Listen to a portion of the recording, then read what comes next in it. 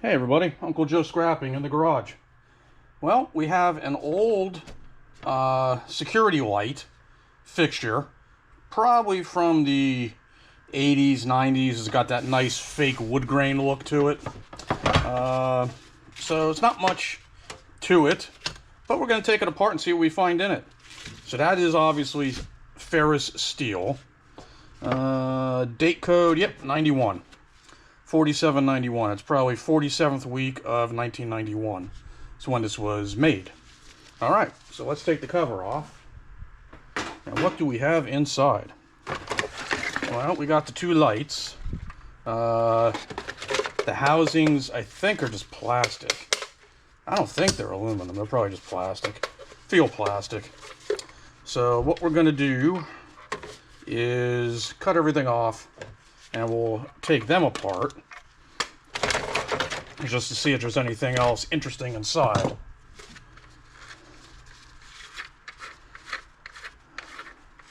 Would they happen to be aluminum or metal? They are ferrous. So ferrous nut and a ferrous washer. A little screw holding on the collar. That's going to be ferrous. Yeah, these are just plastic pieces. So they're just going to go there. Okay, let's take out the middle. This little piece here.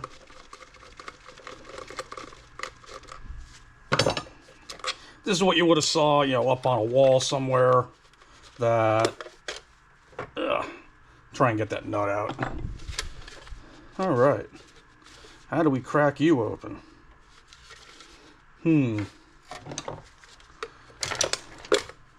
Like this. It's like we just pull the cover off. All right. Plastic, which means garbage. A little light bulb. That I'm just going to throw into ferrous. And then you have this piece. Is this aluminum? Nah, even that's metal. Ferrous metal. So all we're going to do here is save the wire. We'll just cut the wire as close as we can.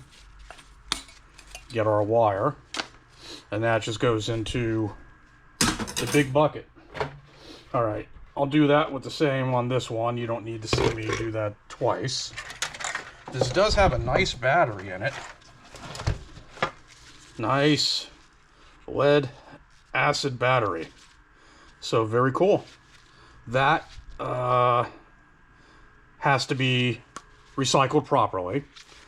Your scrap yards typically will take lead acid batteries.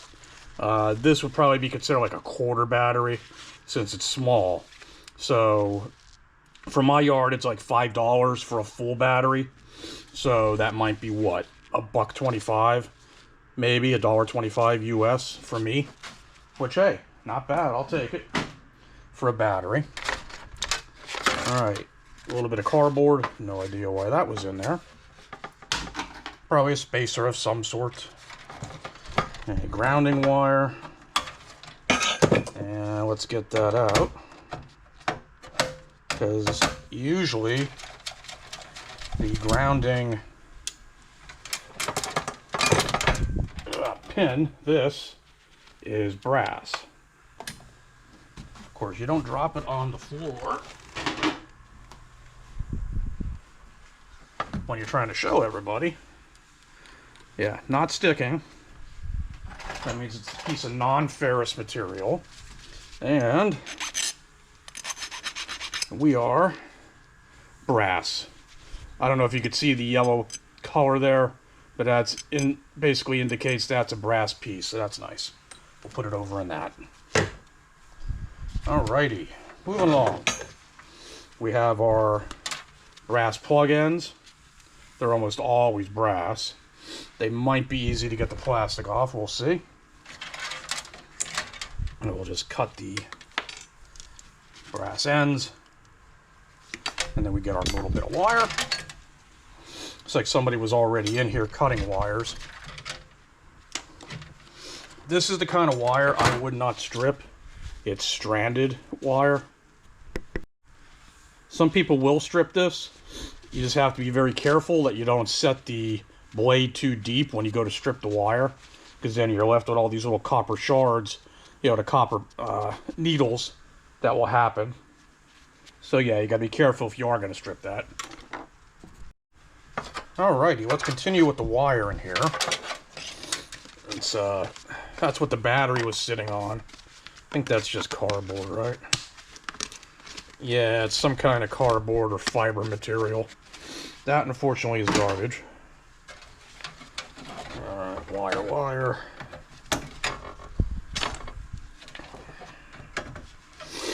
Now, here's wire that would be good to strip.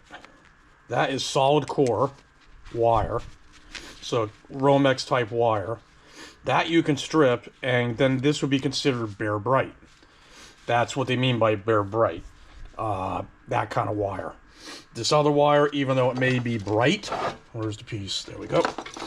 Even though it maybe could look like bright wire, since it's so small, stranded versus solid core, this would not be considered bare bright. That would be considered bare bright. This would be considered number 2 wire. Or number 1 if your yard has some kind of designation for that type of wire. My yard, it's basically not. But that's okay. Like I said, for what I do, I usually will put all my wire. This I might save to strip, because that's definitely strippable wire. But this other stuff, if I take that wire nut off, yeah. This stuff that's real thin, that just goes into my wire bucket, and that becomes just regular wire for me, and I get $1 a pound.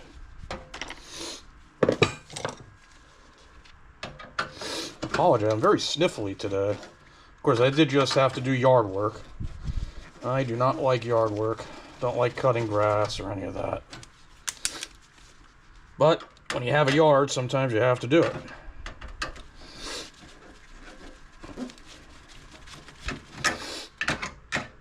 Aunt Lynn, my wife, loves yard work. She loves doing stuff out in the yard. In fact, she's out there right now pulling up weeds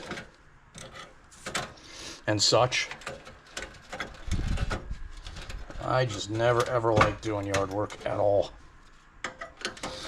Never was part of my fun. I'd rather be in the garage taking this apart. Which, hey, that's why I did the yard work first, then the fun stuff. A nice transformer that will be copper, hopefully underneath. We'll scratch it and double check, and we'll take him apart. And then we have this nice looking circuit board, if I can get them out, and I will show you. Here we go. Little old school circuit board. One little chip, bunch of resistors, a lot of solder points on the back. So yeah, a lot of stuff. You got one little MOSFET right there, some kind of switch that was in there, probably for setting it up. And yeah, don't know what that is. That's pretty cool. Solid chunky thing. Let's see if we can break them off the board. Ooh, yeah, look at that. Cool. That is a spool of copper in there. You got copper on top right here. So yeah, we're going to break him off and see if we can recover that copper as well. Here is a fuse. That's a chunky fuse too when you look at that thing. Not blown, so typically the ends are brass on a fuse. So you could break the ends off, or if it's a good fuse, you know, save fuses. You know, you never know when you're gonna need a fuse. Be like Uncle Joe does, save them, and you know, 10 years from now, I'll say, why do I have 1,000 fuses? And we're just gonna harvest that off of there. In fact, let's make sure that is a copper one. Yep, that is copper. So yeah, let's see if we can do this right now. Well, that was just plastic covering that. We'll get that. We'll hold it here. Just hold the MOSFET. Take a pair of pliers and I just basically try to pull this cover off like that. And then you're left with a piece of number 2 copper, just like that. Very cool. I'll take that. Now let's cut the wires off the transformer, and we'll clean him up in a minute. Let's finish with the board. So we want to get this relay off. All right. Deal with you in a minute.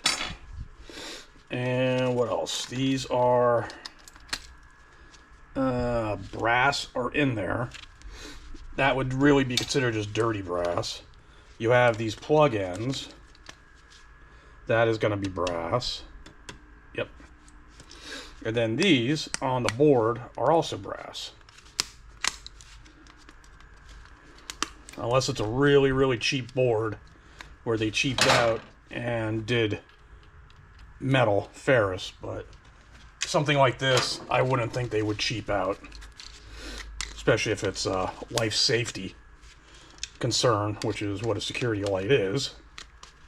You know, they have standards for that. That's probably why you have all these resistors on here, to make sure this thing really does work. Although it does look like, maybe right there with those two, kind of look like there was an issue on those 2 legs. Maybe. Let's just get all these ends off. Bend that one down. And twist. There we go. Alright, I do want to harvest that chip, so we'll put him aside to get that chip. Okay, now, the rest of this is just a metal box. So this will now just go into shred. Which is good. Alright. Transformer. More than meets the eye. Oh, you know I had to say that. Alright. To get this metal bar, metal shell that's around it, you see these legs. Typically, you can use a pair of wire cutters, screwdriver, whatever. Bend them up. They will bend easily, typically. And then once they're up, you can peel it off. That is metallic, so that goes in your bit bucket. And then you're left with the transformer. Okay, we have these. Can I get this screw out easily? Or the nut. Yeah, well, you're a deal with later. That's what I'm gonna say. Alright, for these, sometimes, if they're easy enough, and these are hard plastics, so these may not be as easy, you can cut these. Yeah, it's actually crimped right there. These can go in as dirty brass. So like these right here, that would be considered dirty brass. This guy, let's see how we get you apart. You have this piece right here that is copper, and you have a metal piece on it that we have to remove, which is easy enough just to peel the copper piece off of it. Sometimes you have to grab it with a pair of pliers and then use the other one just to, you know, peel it right off. And then you're left with a piece of number 2 copper. I should mention too, there is a tiny dot of silver right there, if you can see it right there. I do not go after the silver recovery. A lot of people do. They will cut that little dot off and go after the silver. I am not one of those people. I do not do that. Alright, let's see here. Cut that. Cut that. Alright, let's hold it with this and see if we can peel. Oh, that was too easy. Alright. Sometimes that's harder than that. It doesn't peel that easy. Alright. And then, if we're out lucky, I can squeeze. Yes. I hope I got that in camera where it popped off. That'd be neat. And then you would pull all the copper out.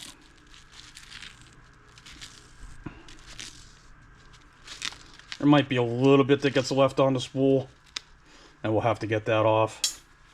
But there you go. Let's get that piece of tape off. You don't want that in there.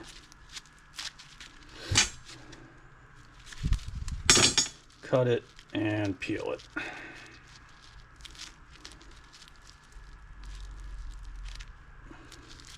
Again, Aunt Lynn typically does the copper. This one I wanted to show you just because something that small gives you a nice little ball of copper just like that. And again, that would be number 2 because it's very thin. Even though it does look bare bright, it's too thin to be considered bare bright. Alright, and we have our little bit of wire, which is nice. I'll put that up here. That is ferrous, that goes there.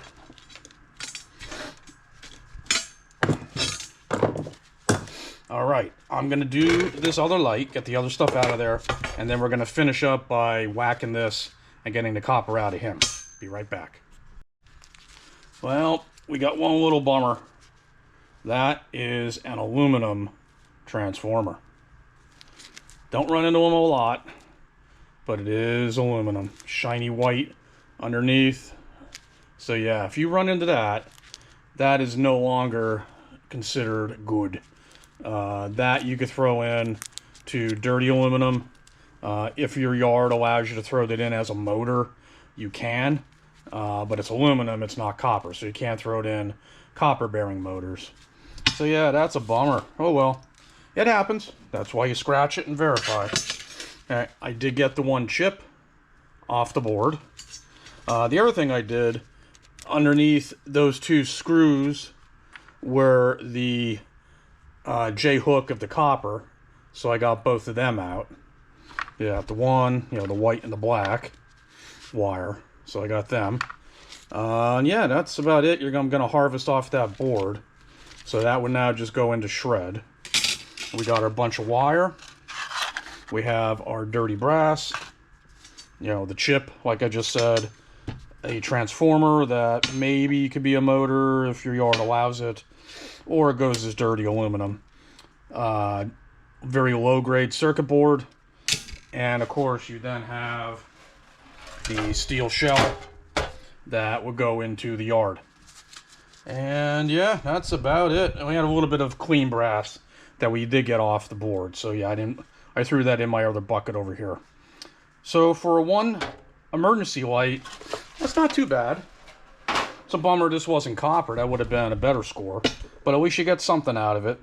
So if you find one, yeah, take it apart. You never know. Always scratch a transformer to find out, just to make sure. And that's it. Uncle Joe Scrapping. Like, share, comment, and subscribe, please. And I will see you on the next episode. Have a good one.